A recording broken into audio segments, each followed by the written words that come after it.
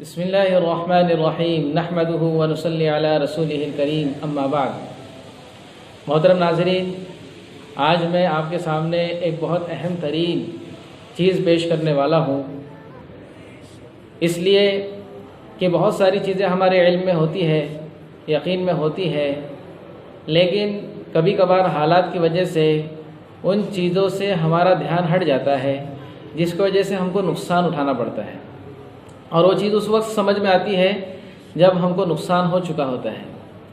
لہٰذا جس چیز کی میں بات کر رہا ہوں وہ یہ ہے کہ اس لاک ڈاؤن کی وجہ سے اور یہ دنیا میں جو حالات بنے ہیں ان حالات کی وجہ سے ہمارے اندر دو قسم کے لوگ ہو گئے ہیں۔ ایک قسم کے تو وہ لوگ ہیں جن کو اللہ رب العزت نے مال دیا، جن کو اللہ رب العزت نے اسباب دیے، جن کو اللہ رب العزت نے اپنی نعمتیں دی ہیں، لیکن اس کے باوجود وہ آئندہ کی فکر میں اپنے مال اور اسباب میں سے خرچ نہیں کر رہے، گویا وہ ڈر رہے ہیں کہ آئندہ کیا ہوگا۔ ڈر تو ہر انسان ہوتا ہے آئندہ کا، لیکن ایمان والے کی یہ شان نہیں ہے۔ اگر ڈر آ بھی جائے تو ایمان اس کے دل کے اندر یہ بات پیدا کرتا ہے کہ تیرا پالنے والا ایک ہے اور وہ ہر حال میں تجھ کو پال کر رہے گا۔ لہٰذا بہت سارے لوگ زکوٰۃ دینے میں بھی، اور زکوٰۃ اگر دے چکے ہیں تو زکوٰۃ کے علاوہ میں بھی خرچ کرنے سے ڈر رہے ہیں کہ اگر ہم نے خرچ کر دیا اور پھر حالات بگڑ گئے تو ہمارا کیا ہوگا۔ لہٰذا اگر تھوڑی سی ان کی فہمائش کی جائے، تھوڑا سا ان کو سمجھایا جائے، تھوڑی تسلی دی جائے تو یقیناً ایمان ان کو اس بات پر آمادہ کرے گا کہ وہ اس غلط فہمی کو دور کر دیں۔ اسی لیے میں یہ ویڈیو بنا رہا ہوں تاکہ آپ لوگوں کو میں تسلی دوں اور اس بات کی فہمائش کروں کہ اللہ تبارک و تعالی ہی پالنے والے ہیں، اور اللہ رب العزت جس کو چاہتے ہیں جتنا دیتے ہیں، اور اللہ رب العزت نہ کسی زمانے کے محتاج ہے اور نہ کسی سبب کے محتاج ہے۔ اللہ رب العزت بے سبب بھی دینے پر قادر ہے۔ لہٰذا جو لوگ جن کو اللہ رب العزت نے نعمتیں دی ہے وہ خرچ کرنے میں ڈرے نہیں، اس لیے کہ روایت میں آتا ہے کہ جب بھی صبح ہوتی ہے، صرف رمضان کی صبح کی بات نہیں کی جا رہی، جب بھی صبح ہوتی ہے تو دو فرشتے آسمان میں دعا کرتے ہیں، اے اللہ خرچ کرنے والے کے مال کو اور بڑھا، اے اللہ خرچ کرنے والے کے مال کو اور بڑھا۔ اور فرشتے اعلان کرتے ہیں، اللہ رب العزت روک کے رکھنے والے کے مال کو تو بھی روک دے، روک کے رکھنے والے کے مال کو تو بھی روک دے۔ تو ہمارا اس بات پہ یقین ہونا چاہیے کہ ہم جتنا خرچ کریں گے اللہ تبارک و تعالیٰ اتنا ہم پہ خرچ کریں گے۔ اللہ کے نبی صلی اللہ علیہ وسلم نے حدیث قدسی بیان کی کہ اللہ رب فرماتے ہیں، انفق یا ابن آدم انفق علیک، اے آدم کے بیٹے تو لوگوں پہ خرچ کر، میں تجھ پہ خرچ کروں گا۔ تو اس بات سے کتنی تسلی ہوتی ہے کہ اللہ رب العزت ہم پر خرچ کرنے کا وعدہ کر رہے ہیں، بشرطے کہ ہم بھی خرچ کریں۔ تو ہم زکوٰۃ نکالتے وقت ہمارے دل میں یہ بات آتی ہے کہ آپ کیسا زکوٰۃ نکالیں گے، تو دوستو بالکل فکر نہ کرے، زکوٰۃ نکال دے، اللہ کا وعدہ ہے۔ اللہ رب العزت کے لیے جو اللہ کے راستے میں صدقہ وغیرہ نکالتا ہے تو وہ جس کو صدقہ دیتا ہے اس کے ہاتھ میں بعد میں جاتا ہے، روایت میں آتا ہے پہلے اللہ کے ہاتھ میں چلا جاتا ہے۔ ایک روایت میں آیا ہے کہ جس طرح سے تم بچڑا پالتے ہو، گھوڑے کے بچے کو پالتے ہو، اس طرح تمہارے مال کو اللہ پالتا ہے اور اس کا بدلہ تم کو دیتا ہے۔ لہٰذا بے فکر ہو کر ہم مال خرچ کریں، لیکن صحیح جگہوں پر خرچ کریں۔ ایسا نہیں کہ بالکل اسراف کرے، فضول خرچی کرے، ایسا نہیں کرنا ہے، اور ہمیشہ نہیں کرنا۔ صرف لاک ڈاؤن کی بات نہیں ہے، کبھی بھی اسراف نہیں کرنا، اللہ کی نافرمانی میں مال خرچ نہیں کرنا، لیکن اللہ کے راستے میں اللہ کی ذات پر یقین کرتے ہوئے ہم مال خرچ کریں۔ زکوٰۃ خصوصاً نکالتے وقت یہ نہ سوچے کہ زکوٰۃ ہم نکال دیں گے تو پھر آئندہ ضرورت پڑے گی تو ہم کیا کریں گے۔ بے شک اللہ رب العزت زکوٰۃ کا بدلہ دنیا میں بھی دے گا اور آخرت میں بھی دے گا، اس لیے پوری زکوٰۃ نکالیں۔ زکوٰۃ کے علاوہ اگر اللہ رب العزت نے ہم کو مال دیا ہے تو ہم اللہ کے راستے میں خوب اس کو خرچ کرنے کی فکر کریں۔ اگر ہمارے سامنے ہم پر زکوٰۃ واجب نہیں ہے یا ہے ہم نے نکال دی، اس کے باوجود ہمارے سامنے تقاضے آتے ہیں کہ فلاں جگہ بستی کے اندر لوگوں کے کھانے کے مسئلے ہیں، فلاں جگہ کے اندر عجیب ماحول بنا ہوا ہے، بہت ضرورت ہے، تو ہم سے جتنا ہو سکے اتنا کرنے کی کوشش کریں، اور اللہ کو معلوم ہے کہ ہم سے کتنا ہو سکتا ہے۔ تو ایک قسم کے تو یہ لوگ ہیں جن کے پاس ہے اور وہ ڈر رہے ہیں۔ دوسری قسم کے وہ لوگ ہیں جن کے پاس ہے،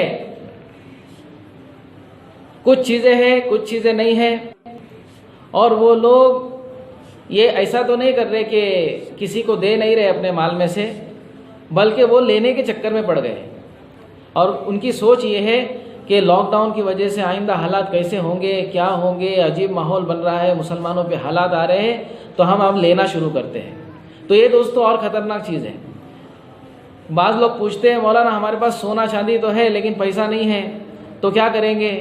ہم لے سکتے کیا پیسہ؟ زکوٰۃ لے سکتے کیا؟ ہمارے پاس پراپرٹی تو ہے لیکن ابھی پیسے نہیں ہیں خرچ کو، تو ہم لے سکتے کیا؟ تو دوستو فقہی مسئلے کے اعتبار سے بھی نہیں لے سکتے، اور ایک اخلاقی اعتبار سے بھی ہم نہیں لے سکتے۔ کیوں؟ اس کی کیا وجہ ہے؟ جس کے پاس اتنا سونا چاندی ہے، اتنی پراپرٹی ہے کہ وہ نصاب کے بقدر ہے، 7.5 تولہ سونا ہے یا 52.5 تولہ چاندی ہے یا کوئی پراپرٹی ہے، اور یہ ایکسٹرا ہے، مطلب اس کے رہتے گھر کے علاوہ کوئی گھر ہے، اس کی دکان کے علاوہ کوئی دکان ہے، تو اس پر اللہ رب العزت نے خود زکوٰۃ کو فرض کیا ہے کہ تو دے۔ اب وہ کہاں سے دے گا؟ میں نے پچھلے ویڈیو میں بتا دیا ہوں کہ اگر کسی کے پاس تمام چیزیں موجود ہیں لیکن اس کے پاس دینے کو پیسے نہیں ہیں تو وہ بیچ کر کے دے۔ اگر بیچنے کی گنجائش نہیں ہے، یہاں پر اس ماحول میں بکیں گے ہی نہیں، تو کسی سے قرض لے کر دے۔ اگر قرض بھی نہیں ملتا تو پھر یہ نیت کر لے کہ جیسا ہی یہ لاک ڈاؤن وغیرہ کھلے گا، حالات جائیں گے، اور فوراً میں اپنی پراپرٹی وغیرہ بیچوں گا، سونا بیچوں گا، پھر زکوٰۃ دوں گا، یہ نیت کر لے۔ بہرحال زکوٰۃ تو اس کو دینا ہے، لیکن اس سے آگے ایک قدم لوگ بڑھا کر یہ بول رہے ہیں کہ مولانا ہمارے پاس ہے، سونا بھی ہے، چاندی بھی ہے، ہمارے پاس پراپرٹی بھی ہے، لیکن فی الحال خرچے کو پیسے نہیں، تو کیا ہم زکوٰۃ لے سکتے کیا؟ تو دوستو ایسا کسی کو زکوٰۃ نہیں دے سکتے، ایسی زکوٰۃ نہیں لے سکتے، نہ زکوٰۃ دینے والے کی زکوٰۃ قبول ہوں گی۔ اور اللہ کے نبی صلی اللہ علیہ وسلم نے تو صاف فرما دیا کہ جو لوگ بغیر ضرورت کے سوال کرتے ہیں، باوجود اس کے کہ وہ اپنی طاقت وغیرہ کے ذریعے کما سکتے ہیں، وہ لوگ اپنے لیے آگ مانگ رہے ہیں، اپنے منہ میں جو ہے آگ بھر رہے ہیں وہ لوگ۔ تو دوستو اس بات کو ذہن میں رکھنا ہے، بالکل ڈرے نہیں، حالات سے، حالات کا بنانے والا بھی اللہ ہے، حالات کو ختم کرنے والا بھی اللہ ہے۔ فکر اس کی کرے کہ ہمارے اللہ سے کتنے تعلقات جڑ رہے ہیں، اس بات کی فکر کریں۔ اللہ رب العزت سے ہمارا معاملہ کتنا اچھا ہے، اور معاملہ کب اچھا ہوگا؟ جب ہم اللہ کے راستے میں خرچ کریں گے اللہ کی مرضی کے لیے، جب ہم اللہ کے راستے میں لگائیں گے اللہ کی مرضی کے لیے، مرضی میں ہم عبادتیں کریں گے اللہ کی مرضی، اللہ کو راضی کرنے کے لیے، تب ہمارے معاملات اللہ سے اچھے ہوں گے۔ ایک مختصر واقعہ بیان کر دوں، ٹائم تھوڑا کم ہے۔ مختصر واقعہ یہ ہے کہ اللہ کے نبی صلی اللہ علیہ وسلم کی خدمت میں ایک شخص آئے، ابو داؤد کی روایت ہے، انہوں نے اللہ کے نبی صلی اللہ علیہ وسلم سے کچھ سوال کیا، اور ان کی حالت یہ تھی کہ ان کے گھر میں کچھ بھی نہیں تھا۔ اللہ کے نبی صلی اللہ علیہ وسلم نے ارشاد فرمایا کہ تمہارے گھر میں کیا ہے؟ تم سوال کرتے ہو تمہارے گھر میں کچھ ہے؟ انہوں نے کہا میرے پاس ایک کمبل ہے اوڑھنے کی، اس کو ہم اوڑھتے بھی ہیں، آدھا بچھاتے ہیں آدھا اوڑھتے ہیں، اتنی غریبی۔ فرمایا اور کیا ہے؟ کہنے لگے ایک پیالہ ہے جس میں ہم پانی پیتے ہیں، اس کے علاوہ کچھ نہیں ہے۔ اللہ کے نبی نے فرمایا دونوں لے کے آؤ۔ جب لے کر آئے ہیں تو اللہ کے نبی صلی اللہ علیہ وسلم نے اسی مجلس کے اندر صحابہ سے پوچھا کہ اس پیالے کو اور اس کمبل کو کون خریدے گا؟ نیلامی کی، گویا آکشن کیا۔ تو ایک صحابی کھڑے ہوئے کہا میں 1 دینار میں لوں گا۔ تو اللہ کے نبی صلی اللہ علیہ وسلم نے ارشاد فرمایا کہ اور کوئی ہے جو اس سے زیادہ ملے؟ تو دوسرے نے کہا کہ میں 2 درہم، دینار نہیں درہم کی بات چل رہی، 2 درہم میں لوں گا۔ انہوں نے پہلے نے کہا تھا 1 درہم میں لوں گا، دوسرے نے کہا 2 درہم میں لوں گا۔ اللہ کے نبی صلی اللہ علیہ وسلم نے ان کو وہ کمبل اور کٹورا جو ہے وہ دے دیا، ان سے 2 درہم لیے، اور جن صحابی کا وہ تھا ان سے کہا کہ یہ لو، اور 1 درہم کا اپنے گھر والوں کے لیے کچھ کھانے پینے کا انتظام کرو۔ ان کے گھر میں بالکل کھانے کے لیے کچھ نہیں تھا، 1 درہم کا کھانے پینے کا انتظام کرو، دوسرا جو درہم ہے اس کے کلاڑی لے کر آؤ۔ تو انہوں نے کلاڑی لائی۔ اللہ کے نبی صلی اللہ علیہ وسلم نے اس کا جو دستہ ہوتا ہے کلاڑی پکڑنے، ایک تو کلاڑی ہوتی ہے لوکھنڈ کی، لوہے کی، اور اس کے اندر ایک لکڑا ہو جاتا ہے، اس کو دستہ کہتے ہیں پکڑنے کے لیے، ہینڈل۔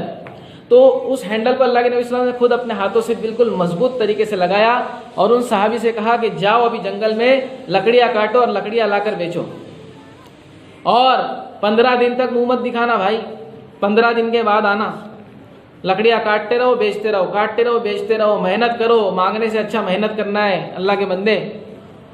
بہرحال وہ صحابی گئے اور 15 دن کے بعد آئے، بیچ میں نہیں آئے، اور 15 دن کے بعد انہوں نے 10-12 درہم کچھ کمائے، جس سے اپنے گھروں کی ضرورت بھی پوری کی، اور اللہ کے نبی صلی اللہ علیہ وسلم کے پاس آئے۔ مختصر میں واقعہ بتا رہا ہوں۔ بہرحال اللہ کے نبی صلی اللہ علیہ وسلم نے ان سے فرمایا اپنی محنت سے یہ کمانا تمہارے لیے اس سے بہت ہی بہتر ہے کہ قیامت کے دن لوگوں سے مانگنے کا داغ تمہارے چہرے پر ہو۔ لوگوں سے مانگنا یہ گویا قیامت کے دن ہمارے چہرے پہ دھبا بن کے ظاہر ہوگا۔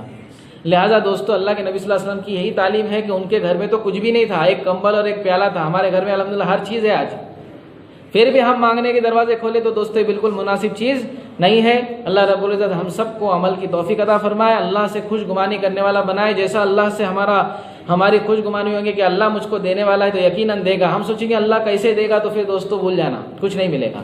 ہم اللہ سے اچھا گمان رکھے، جیسا گمان ہوگا اللہ کے ویسے فیصلے ہوں گے۔ وآخر دعوانا الحمدللہ رب العالمین۔